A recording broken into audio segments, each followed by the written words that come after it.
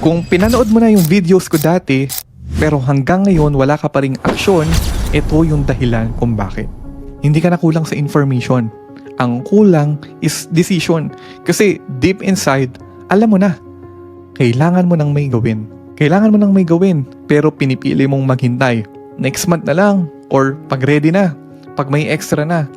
Pero ilang buwan na ang lumipas. Ganun pa rin, same trabaho, same income, at same ang pagod.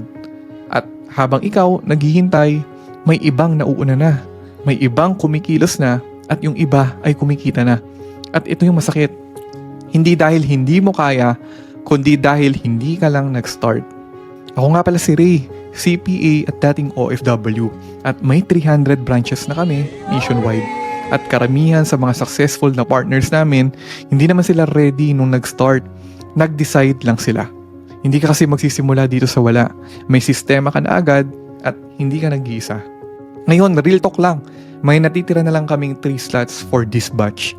Pag napuno to, sa next batch ka na ulit. So kung ready ka na, panoorin mo na yung masterclass at i-message mo na kami right away.